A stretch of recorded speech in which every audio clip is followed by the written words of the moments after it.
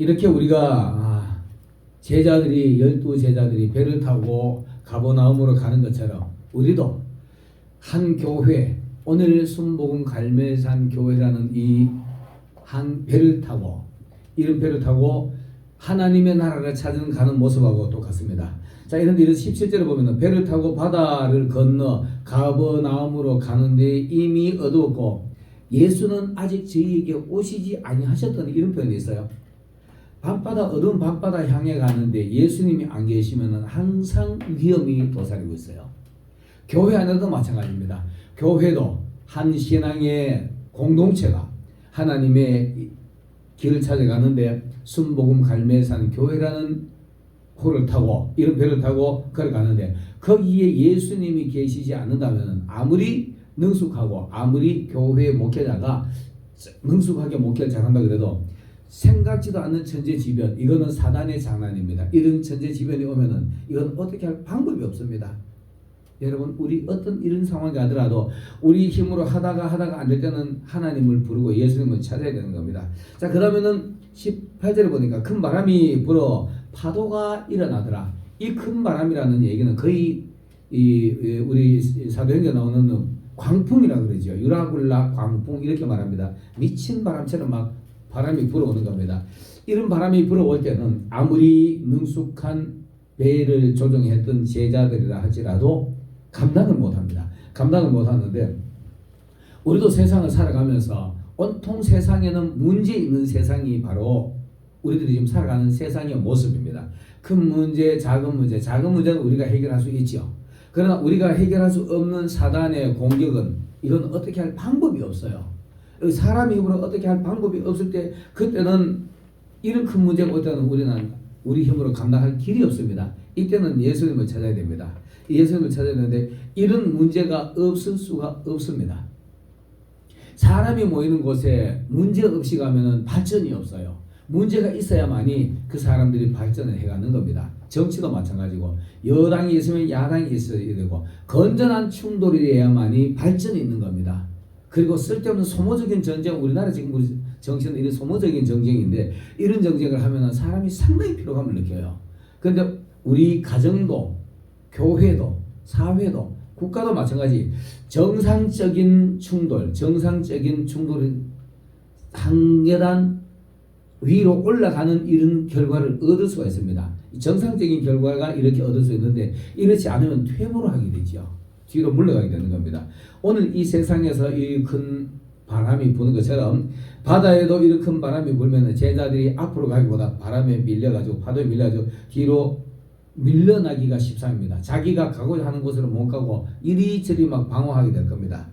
자, 이런 파도가 일어날 때 19절에 보니까 제자들이 노를 저 시베리쯤 가다가 그래도 그 파도를 헤치면서 가는 게 제자들의 모습이기도 하고요. 오늘날의 교회의 모습이기도 하고 한 가정의 모습이기도 합니다. 자, 한 11일쯤 가다가 예수께서 바다 위로 걸어오심을 봅니다. 여러분, 우리가 제자들만에 가는 이 여행은요, 한없이 고독하고 목회자들이 이 고독 속에 많이 쌓입니다. 여러분들 사실 목회자들이 저는 이제 이런 고독을 많이 자주 경험해 봤는데 목회자들이 성도들이 모르는 부분이 있어요.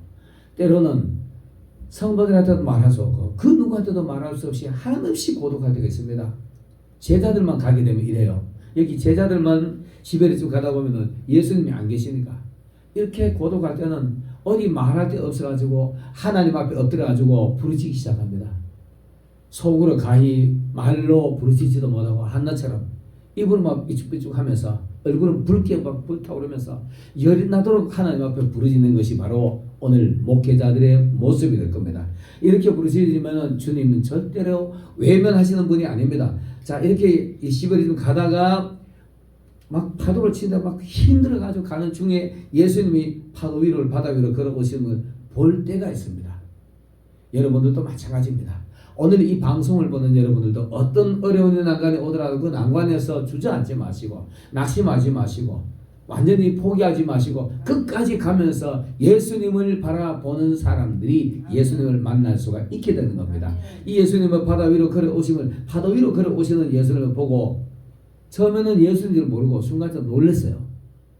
우리가 지금 이런 일들이 교회 앞에서 일을 하다 보면은 정말 놀라운 일들이 벌어지잖아요.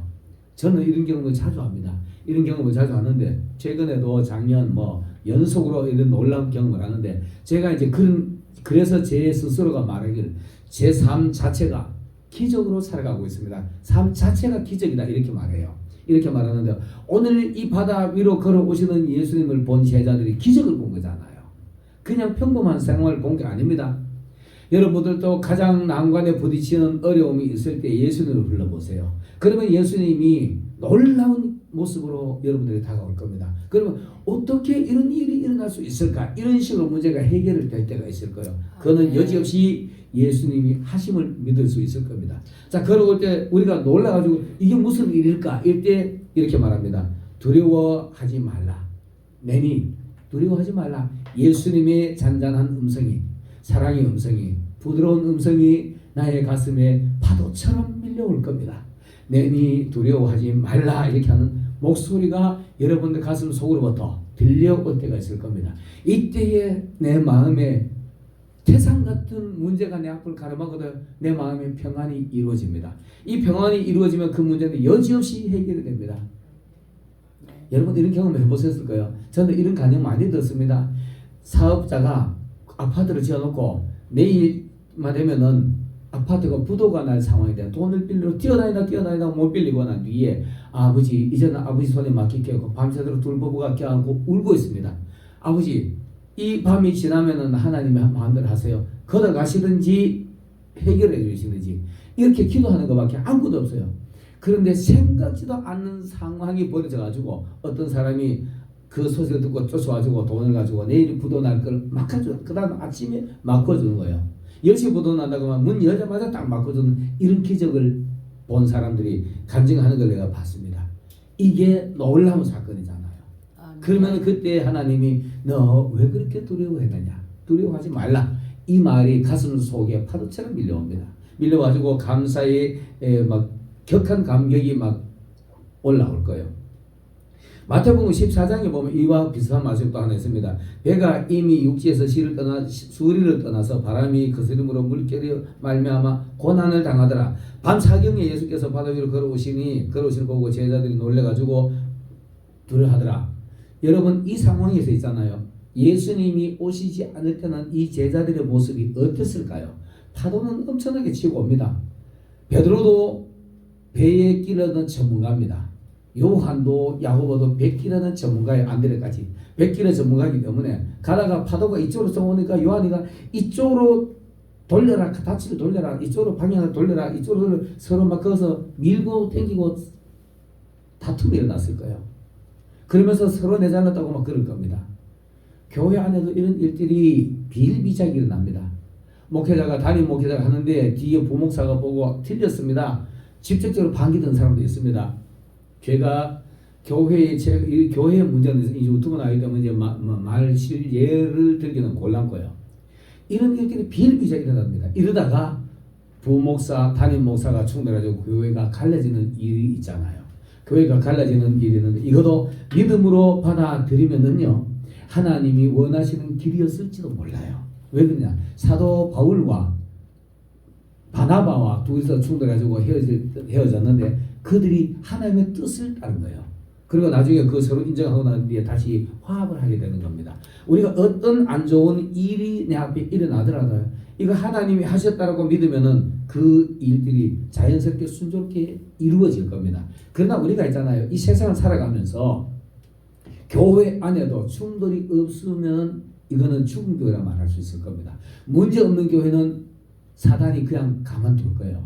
사단이 덤벼야만이 그게 문제가 일어나야만이 성도의 신앙이 성장하는 거니까.